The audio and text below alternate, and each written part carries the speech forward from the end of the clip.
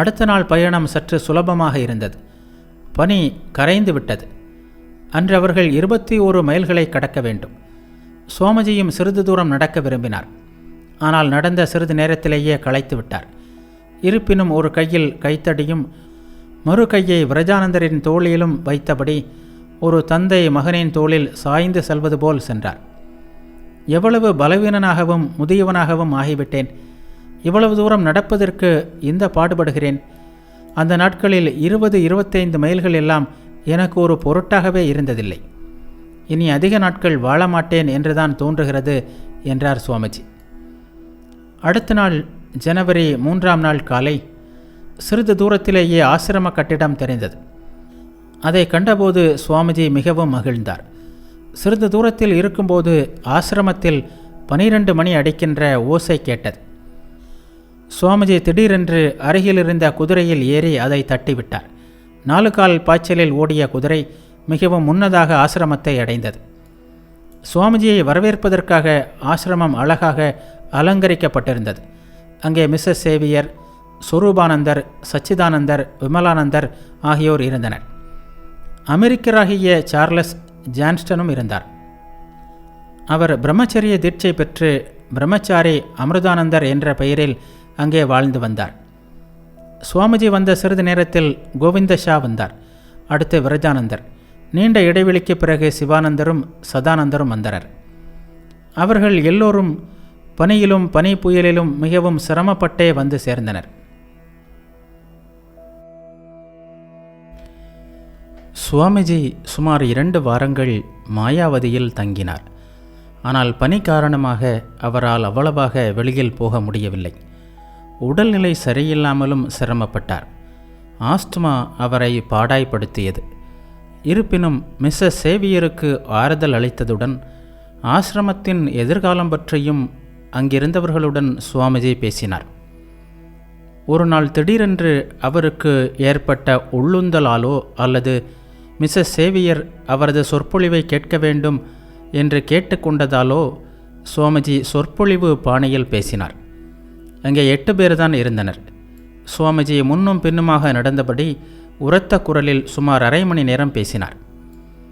உரையாடல்கள், விவாதங்கள், கடிதங்கள் எழுதுதல் என்று சுவாமிஜியின் நாட்கள் கழிந்தன. இந்த நாட்களில்தான் சுவாமிஜி ஆரியரும் தமிழரும் என்ற கட்டுரையை எழுதி பிரபுத்த பாரதம் பத்திரிகைக்காக அனுப்பினார். வேறு ஓரிரு கட்டுரைகளும் எழுதினார். ஒரு நாள் சுவாமிஜி சச்சிதானந்தர், சிவானந்தர், மிஸ்ஸஸ் சேவியர், சுரூபானந்தர் ஆகியோருடன் மலை மீது தாம்கர் என்ற சற்று உயரமான பகுதி வரை சென்றனர். அங்கே ஒரு அறை கட்ட வேண்டும் என்று சுவாமிஜி விரும்பினார். அந்த இடத்திலிருந்து சுற்றியுள்ள மலைப்பகுதிகளும் பனிமலை சிகரங்களும் நன்றாக தெரியும். மாயாவதியில் உள்ள சிறிய ஏரி ஒன்றை மிகவும் ரசித்தார் சுவாமிஜி.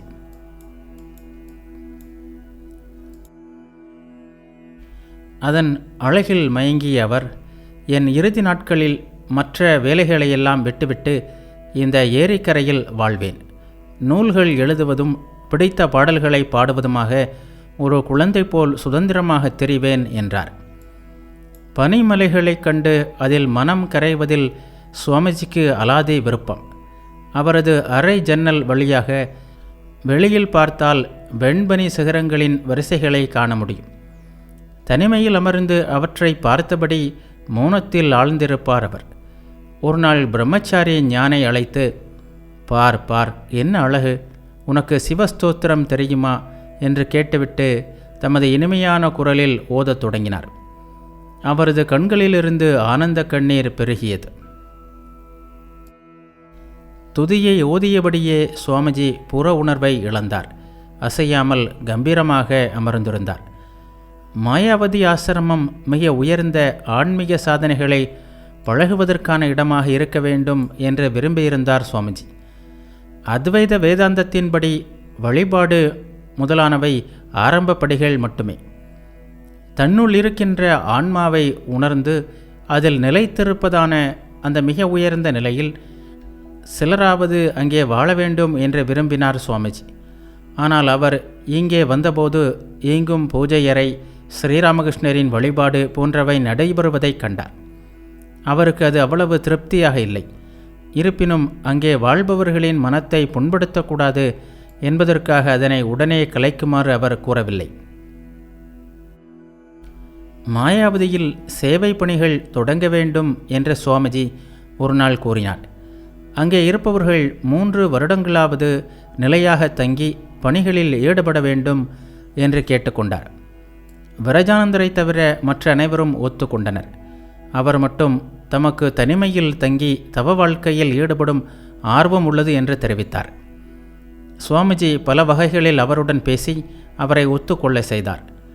கடைசியில் விரஜானந்தர் குருவின் ஆணைக்கு பணிகிறேன் என்று கூறி சுவாமிஜியின் கருத்தை ஏற்றுக்கொண்டார். ஒரு நாள் உணவு தயாராக தாமதமாகியது. சுவாமிஜி பொறுமை இழந்தவராய் எல்லோரையும் கடைந்து கொண்டார். கடைசியில் பொறுமை இழந்தவராக சமையலறைக்கே சென்று விட்டார். அங்கே நனைந்த விறகுகளும் புகையுமாக விரஜானந்தர் போராடி கொண்டிருந்ததைக் கண்டு எதுவும் பேசாமல் திரும்பி வந்தார். ஒரு வழியாக சமையல் முடிந்து அவருக்கு உணவு பரிமாறப்பட்டது.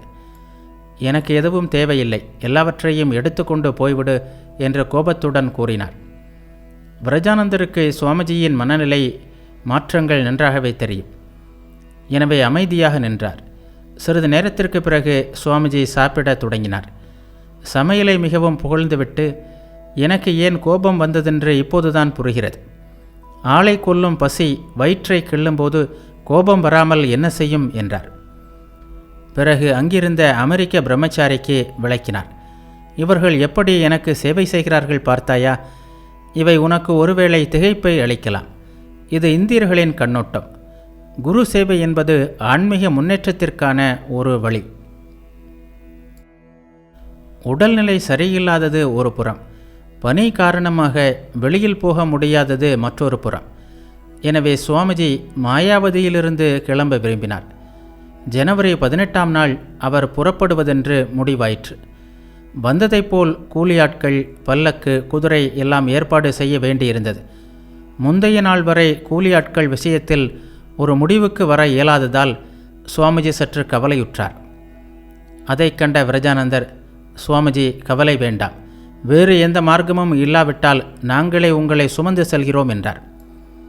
சுவாமிஜி உறக்க சிரித்தபடி, அப்படியானால் என்னை அந்த பள்ளத்தாக்கில் எரிந்துவிட முடிவு செய்துவிட்டாயா என்று கேட்டுவிட்டு மீண்டும் சிரித்தார்.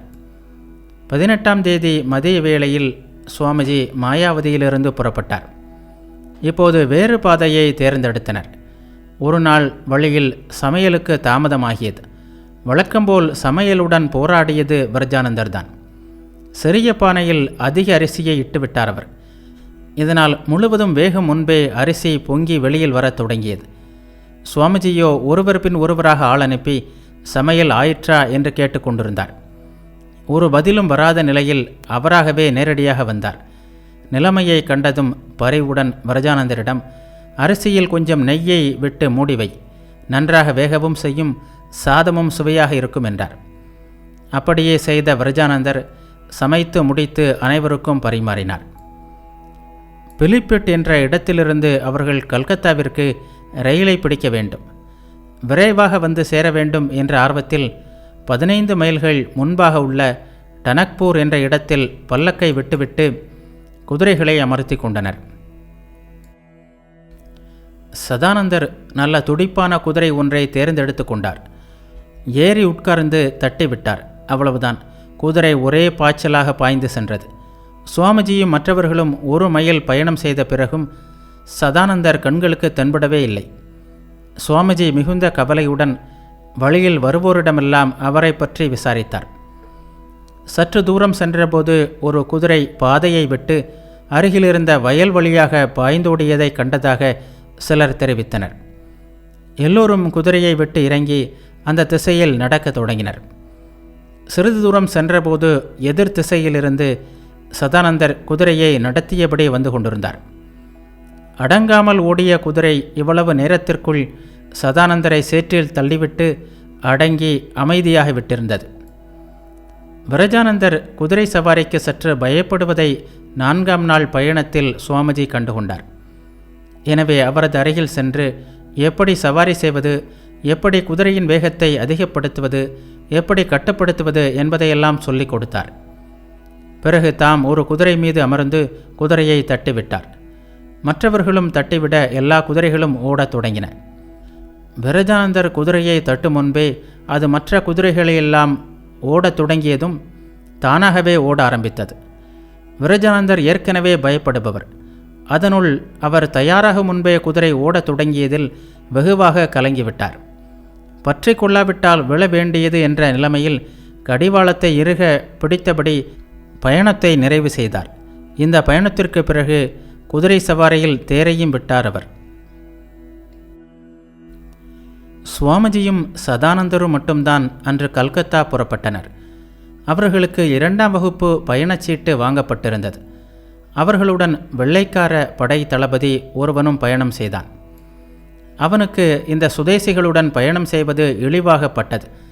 இருப்பினும் சுவாமிஜியை பலர் கூட்டமாக வந்து வழியனுப்பியதையும் பிலிப்பிட் துணை கலெக்டரான பண்டிட் பவானிதத் ஜோஷியே வந்து வணங்கியதையும் கண்ட அவன் அவர்களிடம் நேரடியாக எதுவும் சொல்ல துணியவில்லை. எனவே வெளியில் சென்று ஸ்டேஷன் மாஸ்டரை கண்டு அவர்களை அந்த பெட்டியிலிருந்து வேறு பெட்டிக்கு மாற்றுமாறு கூறினான். அந்த ஸ்டேஷன் மாஸ்டரும் ஒரு சுதேசிதான். அவர் வந்து சுவாமிஜியிடம் பணிவாக அவனது கோரிக்கையை வைத்தார். அவ்வளவுதான். அவர் பேசி முடிக்க கூட விடவில்லை. சுவாமிஜி அதற்குள், என்னிடம் வந்து இப்படியெல்லாம் சொல்ல உங்களுக்கு என்ன தைரியம்? வெட்கமாக இல்லை என்று வெடித்தார். பயந்து பின்வாங்கினார் ஸ்டேஷன் மாஸ்டர். சுதேசிகள் பெட்டியிலிருந்து அகன்றிருப்பார்கள் என்ற இருமாப்புடன் வந்தான் வெள்ளையன். அங்கே சுவாமிஜியும் சதானந்தரும் அப்படியே இருப்பதைக் கண்ட அவன் ஆத்திரத்துடன், ஸ்டேஷன் மாஸ்டர், ஸ்டேஷன் மாஸ்டர் என்று கத்தியபடி அங்குமங்குமாக ஓடினான். ஸ்டேஷன் மாஸ்டர் அங்கே இருந்தால்தானே? அந்த திசையில் எங்குமே அவர் கண்ணில் படவில்லை. ரயில் புறப்படும் நேரம் நெருங்கியது. வேறு வழியில்லாதவன் தனது மூட்டை முடிச்சுகளுடன் வேறு பெட்டிக்கு சென்று விட்டான். கல்கத்தாவிற்கு வரும் வழியில் செய்தித்தாள்களிலிருந்து ஓர் அதிர்ச்சியான சம்பவத்தை சுவாமிஜி அறிய நேர்ந்தது. அது அவரது அருமை சீடரான கேத்ரி மன்னரின் அகால மரணம். ஆக்ராவிற்கு அருகிலுள்ள அக்பரின் நினைவிடமான சிகந்தரா ஸ்தூபியில் பழுதுபார்க்கின்ற பணிகளை மேற்பார்வையிட்டு கொண்டிருந்தபோது கால் தவறி விழுந்து அவர் இறக்க நேர்ந்தது. கேத்ரி மன்னர் திடீரென்று மரணமுற்றதை வழியில் அறிந்தேன். ஆக்ராவில் உள்ள சிற்ப கலையழகுமிக்க பழைய சின்னம் ஒன்றை அவர் தமது செலவில் புனரமைப்பு செய்து வந்தார். மேற்பார்வைக்காக கோபுரத்தின் மீது நின்று கொண்டிருந்தபோது அந்த கோபுரத்தின் ஒரு பகுதி சரிந்து கீழே விழுந்து உடனடியாக இறந்து விட்டார் என்று சாராவிற்கு எழுதினார் சுவாமிஜி. அருமை சீடரின் மரணம் என்பதுடன் முகலாய சக்கரவர்த்தியான அக்பரின் நினைவிடத்தை செப்பனிட்ட பணிகளின் போது அவர் மரணமடைந்தார் என்ற செய்தி சுவாமிஜியை மிகுந்த வருத்தத்திற்கு உள்ளாக்கியிருக்கும். சுவாமிஜி அக்பரிடம் மிகுந்த மரியாதை கொண்டிருந்தார். இங்கிலாந்து செல்லும் வழியில் கண்களில் கண்ணீருடன் நிவேதித்தையிடம் அக்பரை பற்றி அவர் கூறியதுண்டு. அக்பரின் சமாதி கோபுரமின்றி இருப்பது அவரது மனத்தை மிகவும் வாட்டியது. தமது சமாதி எப்படி அமைய வேண்டும் என்பதை ஓரளவிற்கு அக்பரே தீர்மானித்திருந்தார். அவரது மகனான ஜஹாங்கீர் அதனை கட்டி முடித்தார். ஆனால் 1688 ஜாட் இனத்தினர் அவுரங்கசீப்பை எதிர்த்து புரட்சி செய்தபோது அந்த சமாதியை உடைத்து அங்கிருந்த ஆபரணங்களை கொள்ளையடித்து அக்பரின் கல்லறையை திறந்து அவரது எலும்புகளை எடுத்து எரித்து அந்த சாம்பலை காற்றில் பறக்க விட்டனர். இவற்றையெல்லாம் பலமுறை சுவாமிஜி நிவேதித்தையுடன் பகிர்ந்து கொண்டதுண்டு. ஒருவேளை சுவாமிஜியின் இந்த உணர்ச்சி பெருக்குதான் கேத்ரி மன்னரை அந்த பணிக்காக தூண்டியிருக்க வேண்டும். மன்னரின் மரணம் சுவாமிஜியை மற்றொரு விதத்திலும் பாதித்தது. அவர் மடத்திற்கு மட்டுமல்ல, சுவாமிஜியின் தாய், சகோதரர் என்று பலருக்கும் பண உதவி செய்து வந்தார். சில காலத்திற்கு முன்புதான் மன்னர் சுவாமிஜியிடம் தாம் தமது மகனுக்கு பட்டம் சுட்டி நம்பகமான சிலரிடம் பொறுப்பை ஒப்படைத்துவிட்டு உயர் வாழ்க்கையில் ஈடுபடப் போவதாக தெரிவித்திருந்தார். மனிதகுலத்தின் நன்மைக்காகவும் சொந்த முக்திக்காகவும் அவர் இத்தகைய முடிவை எடுத்திருப்பதாக கூறியிருந்தார். சுவாமிஜியும் இதனை வரவேற்றதாகத்தான் தெரிகிறது.